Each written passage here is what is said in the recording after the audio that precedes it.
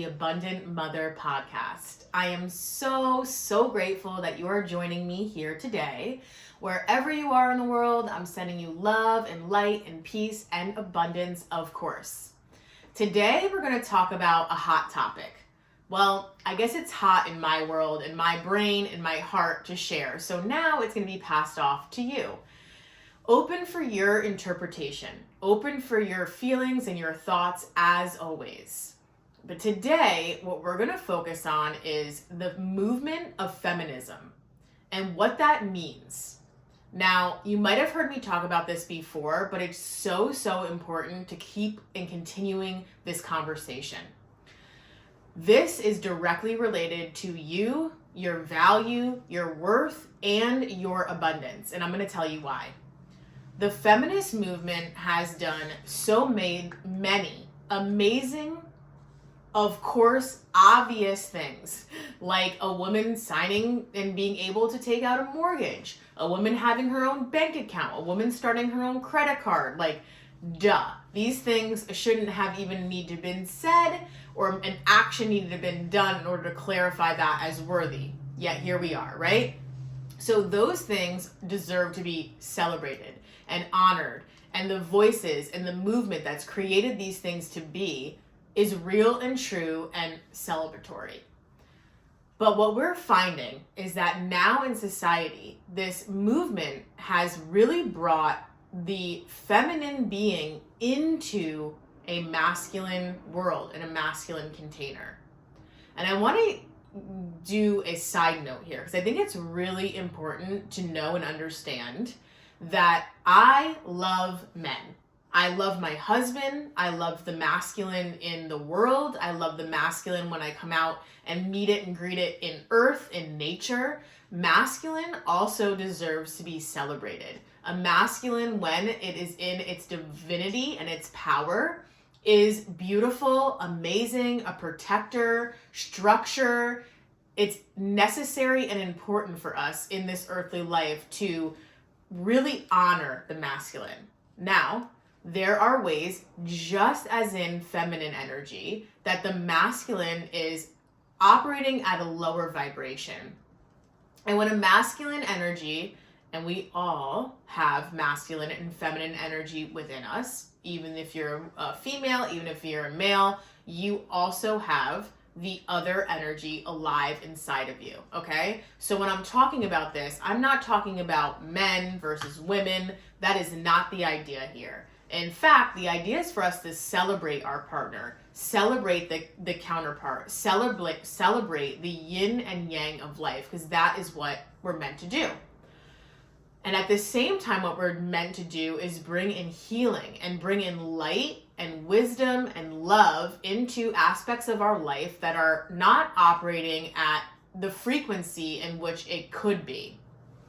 And that is what happens when we have a lower vibration masculine structure.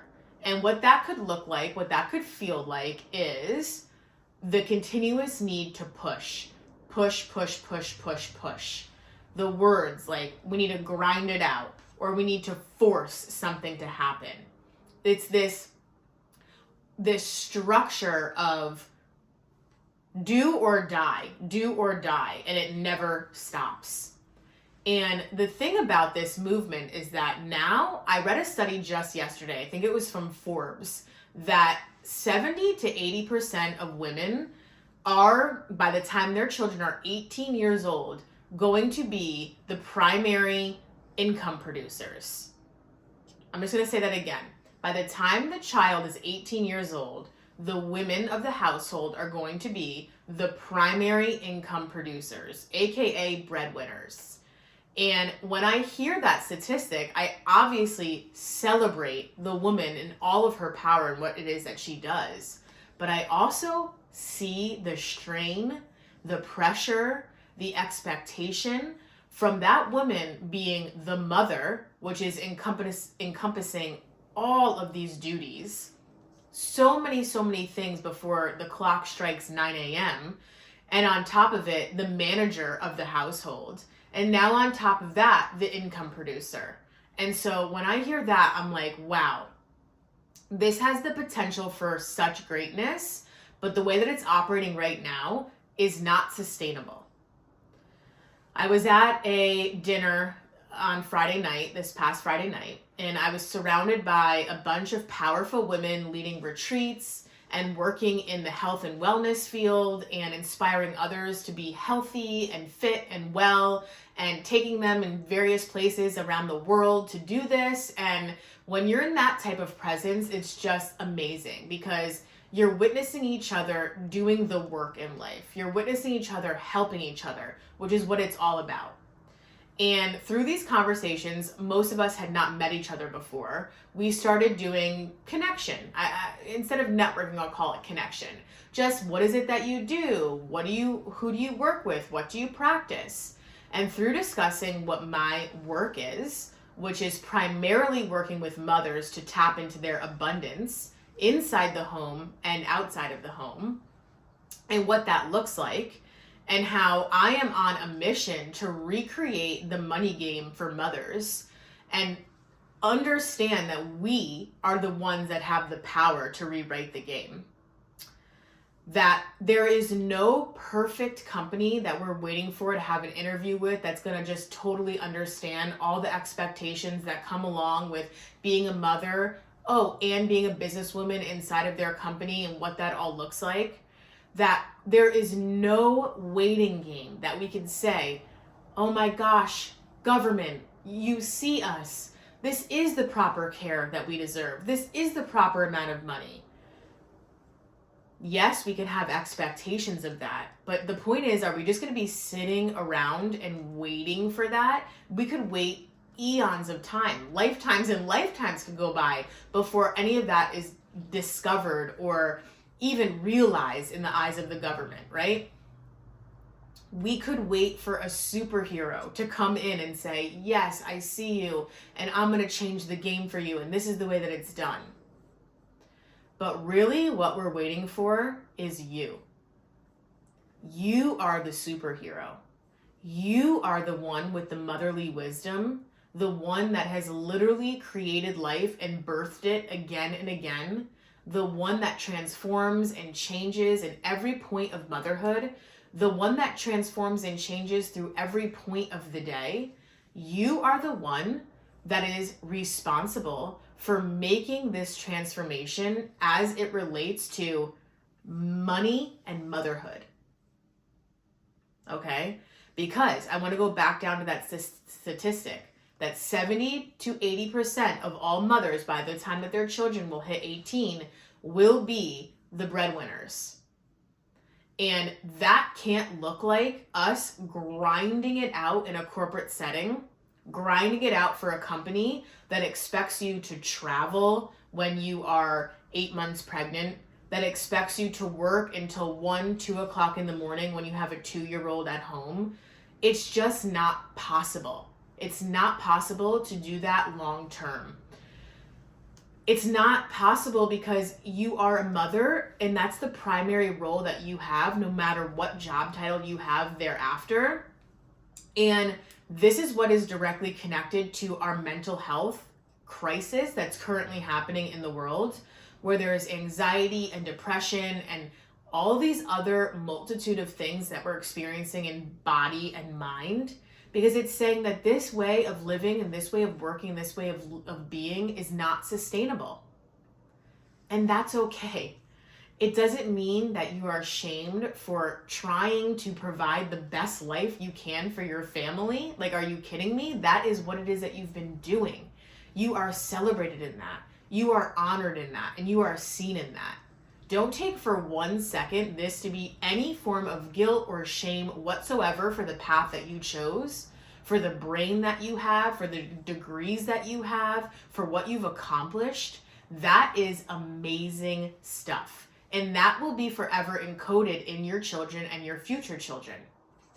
And at the same time, you are smart and you are capable and you are able to recreate the game. And what I mean by that is to be able to earn and receive an income while being with your family and while working your passions. And go with me on this. almost every single job on our planet is a sales job in some way, shape, or form. Chances are, if you worked for a corporate company, if you worked for a business, you were directly or indirectly responsible for sales. And so here you are making your salary back and then some, already paying yourself back essentially for your time in what it is that you sold for the company. So why can't you do this for yourself? The answer is that you absolutely can. It's just not what was taught to us in school. Because from the way beginning, we were put into schooling, which was a system, and then we graduated from that school, and then you paid this amount of money to get this degree, and then after that, you're like, oh, okay, I have this degree. Now I guess this is what I should do. Let me go and enter the working world. This is how the system and society, in the way that it's currently operating in this lower vibrational entity, wants you to be, because you're making them money. But there is another way, and you are capable and strong and resilient and smart and have this beautiful feminine energy that creates anew continuously inside of you. So going back to this dinner, we're having a discussion, and some of the women are talking about how they have children that now have children. And they are concerned for their daughter. They're concerned for their daughters because they see that the type of schedule that they're putting out is just not, it's just like, to even say the words not sustainable and more, it just seems like it's diluting it. Like, it's actually crushing them. It's actually like zapping them of their life force and their life energy. And I just felt so much for that mother who was looking after her daughter, and for that daughter that's doing the best that she can to provide for her family and to provide the lifestyle that she would like for her children. And I understand how complex and how in-depth that this can all be. So today is the day that we recreate this game. Today is the day that you get super curious about what is it that I would do for myself. Now, working for a company is a totally different game than entrepreneurship. And I'll go out as far to say that you are as cut out to do it as you allow your mind to tell you that you are. So I get asked this a lot, where it's like, well, if this mom is the full-time income producer, how does she even begin to think about what else that she could do, because she feels like she cannot do anything else but this job? And the first thing that I answer to this question is, you have to begin the dreaming process. You have to begin visualizing first.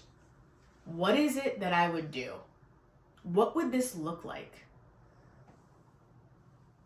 Who is the woman that I'm looking to become? How would she show up? How would she talk? What would she wear? Where would she be? How is she going to be helping the planet by a product or a service that she's created? How is she going to be helping the planet in that way?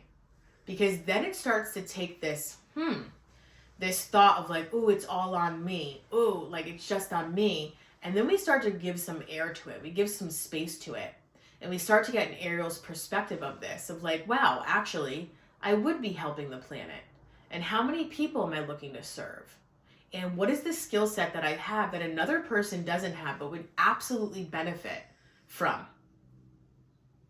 And this is very individualized to each and every person.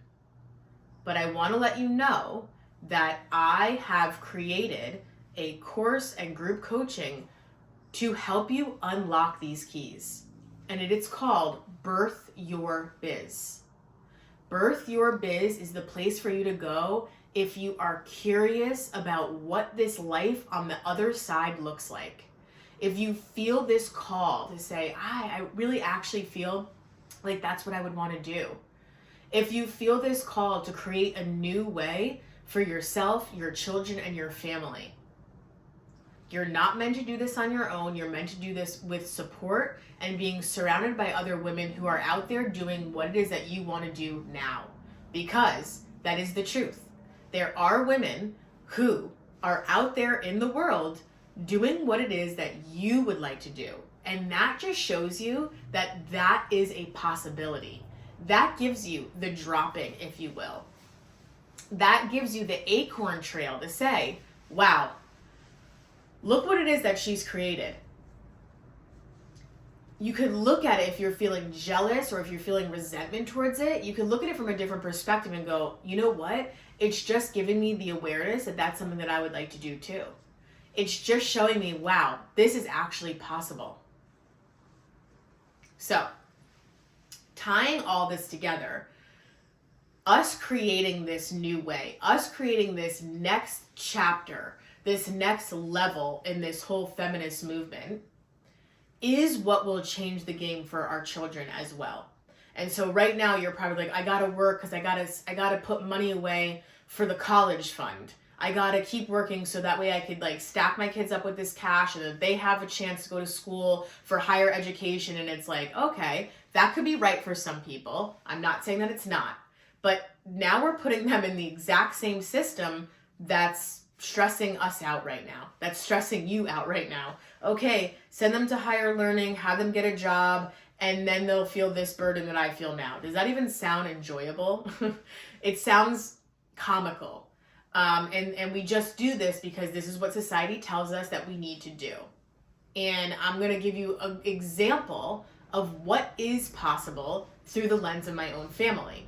So, inside Birth Your Biz, I am very clear and honest about the fact that being an entrepreneur as a mother is absolutely 100% completely different than being an entrepreneur when you have no children. It's just a fact. There is no way that a mother who's an entrepreneur is working the same way that a woman or a man is without children. And so it's about integration. That's a key word that you're going to learn inside the course. It's about how to integrate these seemingly two different things that don't go along together and how they actually do and what that dance looks like. And I saw the dance come to life in my own life just a few weeks ago. So my family has family in Florida. And I took my daughter, my husband and I took our daughters down and to spend some family time. And my niece, who's 7 years old, likes to make bracelets.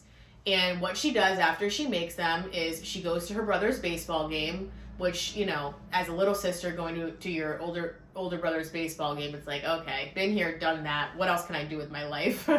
And so what she started to do is sell her bracelets for $1 to people that are in line at the snack stand, to people that are watching different games at the bleachers. And I just thought this was so awesome and beautiful. And my 4-year-old daughter was around to witness this. And it sparked something inside of her. It sparked something inside of her to see, like, oh, there's an exchange of money. Oh, we've created something and now we're going to give it to people. She was so enthralled by this. So a week later, we're back at home and the Easter Bunny came and gave her a multitude of treats and goodies and all this sort of good stuff. And Sage, my oldest, took it upon herself to say, when my family comes over, I'm going to take all the treats that the Easter Bunny gave me and I'm going to sell it to my family. And I just loved the thought process that went into this. This was not me leading her. This was totally born inside of her. And so she started off the day with $3, which she was like, this is so awesome, I have $3.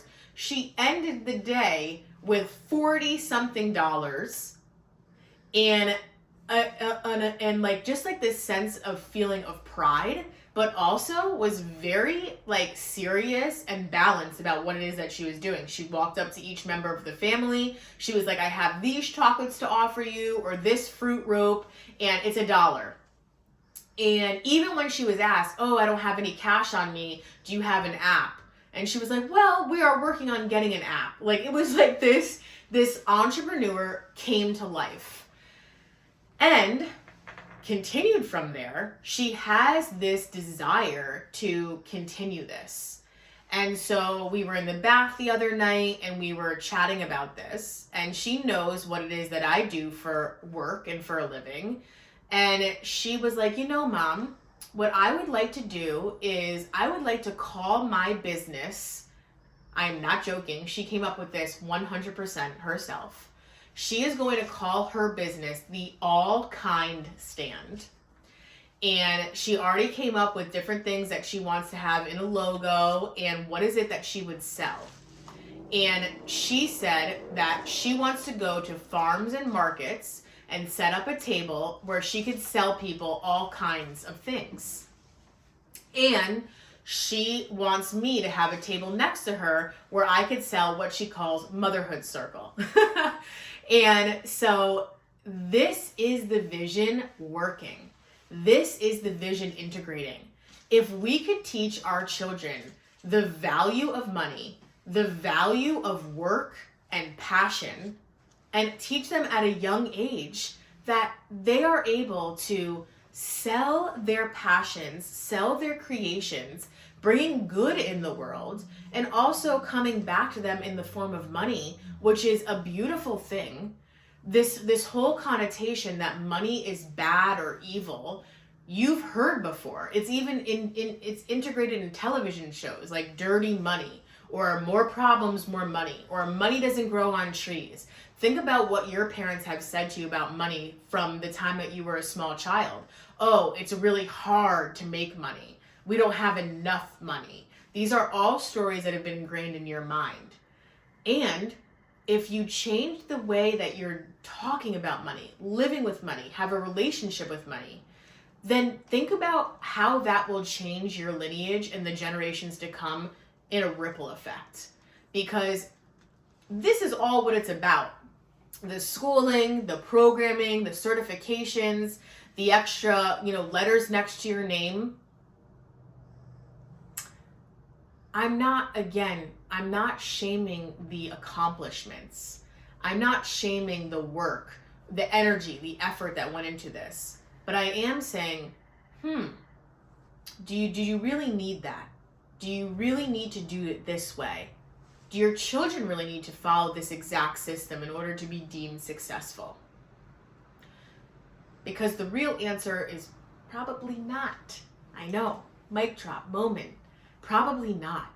So if we can unlock these keys within them at a young age by showing them that their mother is out there in the world doing this, operating in this way, moving in this way, then we change the game of money in your family. We change the way that we have to feel like we have to earn it. Just even saying the word earn, like it's like strong, it's strenuous, and here I am, and my effort equals my earning potential. And the amount of work I do equals how much value I have. Or it could be like, oh, I really enjoy making this. This is such a beautiful creation. The world needs more of this. My services are needed in the world to do this. And oh, wow, I get to receive money from this. I get to bring this into my family. I get to bring my family freedom through this. Feel into the difference of that. And before you say, Alexa, it's not possible, it's impossible, it's hard, how do I do this? I want you to know that there's somebody out there right now, multitudes of people out there right now, earning an income in this way. What it takes is for you to rewire your brain. What it takes is for you to let go of this programming that's deep-seated in you and all of us. What it takes is awareness, and what it takes is this open space for vision, for affirmation, and for energy. From output from you. And notice how I didn't use the word work. And I want us to go through and really understand that there is a difference between the word energy and work. And the difference is the intention behind it. If you're like, I have to work to make it, then that feels hard. It feels like it's arduous. But if it's like, I love my work, I value my work is valued, then that intention is like, wow, there's really joy in this. But again, because of the way that society has formulated the work and the workday and the jokes around like TGIF and this and this and that, it's just ingrained in us to think that this is the way that it has to be. And if you're not watching me on video right now, if you're listening to me while you're in the car, I literally, as I'm saying this, have like a very, clenched fist, because it's like tight. It's like, oh, this is how it has to be. So when we're putting out energy, which we're putting out all the time, I'm sending you energy now through my voice, through my spirit, through my body, through this conversation right now. You brushing your child's hair is you putting out energy. You making breakfast or putting together lunch, getting dressed, right? So that same essence, and I have in my other hand now, my hand is open and it's moving when I'm talking about this, because energy is meant to go out and come back, go out and come back. And so it's sometimes as simple, the beginning phases are sometimes as simple as just changing our words and changing and understanding our intention behind those words. And I say that it's simple because it is, but the challenge behind it, the opportunity behind it, is the recognition of it. It's like, oh, I have been doing this, or I have been speaking in this way, or I have been thinking about it in this way. That's where the opportunity lies. That's where the shift could come into play. That's where the light comes in, if you will. So as easy as it is, it's also challenging. But a challenge in lies the opportunity. A challenge in lies the opportunity. And I also just want to remind you that you would not be tuned in to this episode. You would not be hearing these words unless you were meant to. Unless something is gently tugging at you. Unless you're thinking, yeah, this way that I thought was the way isn't the way. Or maybe there's another route I could take. Or maybe this could look differently for me. So this is all validation that those inner inklings that you've been feeling are true, and they're breadcrumbs. And it's also validation if you've been feeling exhausted, if you've been feeling tapped out, if you've been feeling on the brink or on the edge, that is no longer working for you either. And so how much longer can that be sustained? How much longer can you keep pushing before it just breaks? And I don't want to have you push yourself any longer, because the time for the newness is here. And I will remind you that it's not that next job. It's not that next company. It's not getting an interview with that place that's going to be the beacon of savior. It's not going to be the government and what they deem as an accessible or right amount of money for a family with multiple children or one children, or the proper amount of care. It's not going to come in a superhero cape floating down to your door. It's going to arrive inside of you. It's going to come out of you. It's the next version of you, the next phase of you. It's that inner great-grandmother inside of you, that wisdom that's saying, hey, come follow this. Hey, this is an opportunity for you. Hey, you could see this through. And that is really, truly a beautiful thing. And the way to arrive there is not by push, is not by force, is not by the same way and same things you needed to do to get to where you are in your career today or where you are in your lifestyle today. You don't need to grind it out. In fact, what you need to do is soften to it. Breathe into it. Allow it to be received.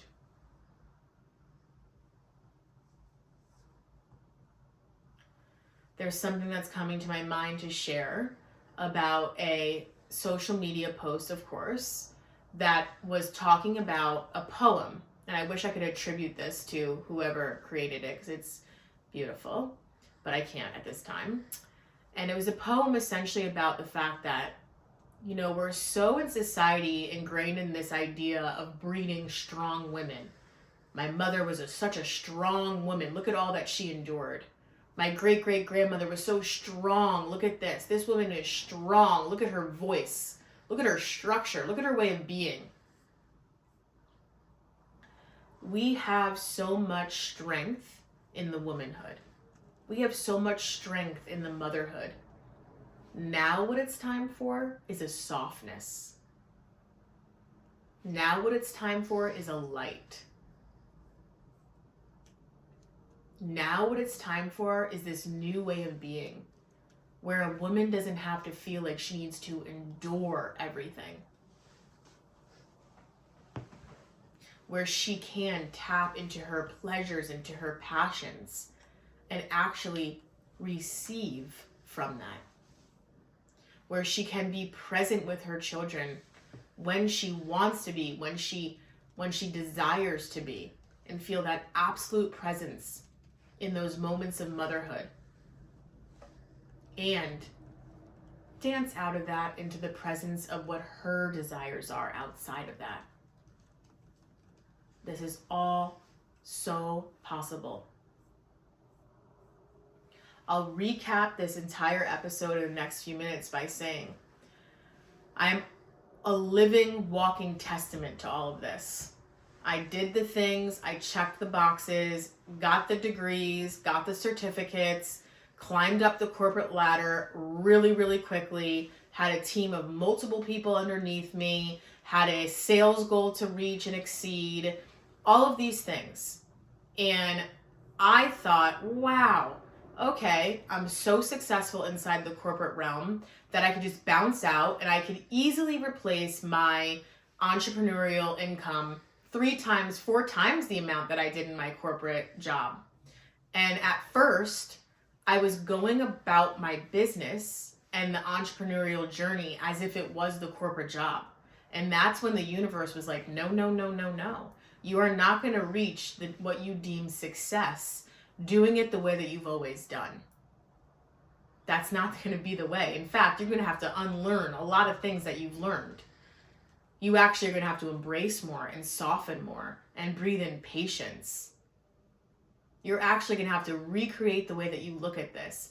And that's what makes it a challenge. And when I say challenge, I say that's where the opportunity lies, because you have to unlearn what you did in order to reach your success in your, what I call, past life.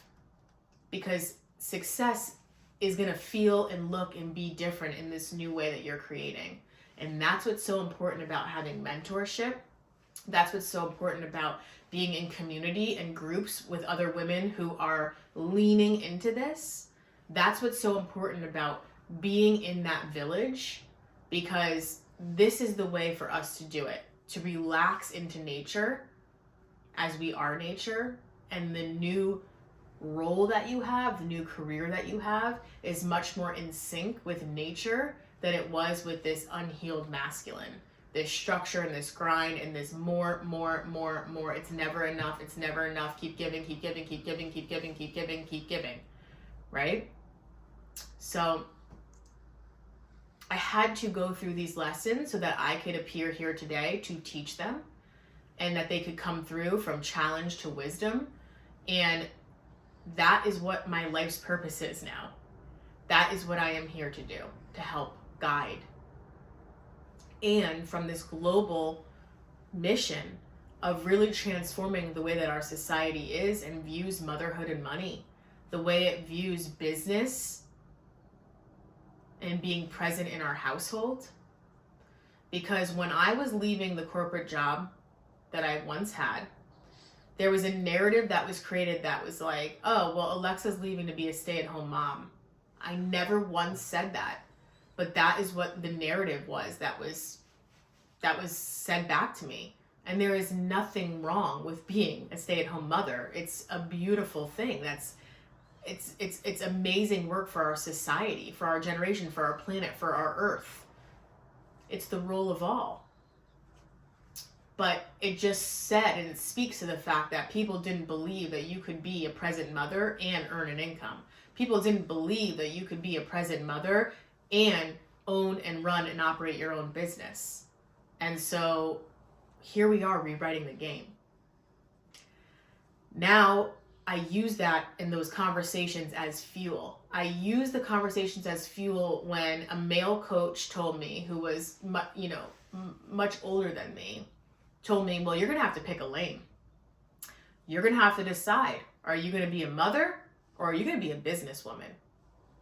And at first I was like, holy shit, I have to pick a lane. I have to, I'll never forget that conversation. I remember where I was when I was on the phone and he said that to me. And he was like, well, my wife couldn't do it. My wife couldn't have a role and be a mother, so she became a stay-at-home mom. And that was his life experience, but that was also the experience back then of what we told women that they could or should or would do. And I used that conversation for a while to be like, and now I actually use it as fuel. I use it as inspiration. I use it as inspiration for this conversation that you're getting right now, to say that these are not two different lanes. These are intertwined. It's like a DNA strand. It was never supposed to be separated. It was just taught that it should. And now is your time to dance and wrap around motherhood with your passions and your pleasures, and wrap around money with being present in your home, and wrap around making sourdough bread or knitting if that's your vibe, or gardening if that's your vibe, and then stepping on and giving your product and service to the world so that you can provide for your family and attain this freedom that really we're all searching for when it comes to money. It's not about the material things. It's about the freedom of lifestyle. It's about the freedom of decisions for your family. It's about the choices that are awarded to you. And that is what you deserve. That is what you deserve. You deserve to shed the weight, shed the expectations, and be in your divine feminine with the beauty of the divine masculine structure and systems wrapped around you. And that is what's possible for you. If you're interested in joining me inside of Birth Your Biz, I don't know why you wouldn't be, to be quite frank with you. DM me, email me.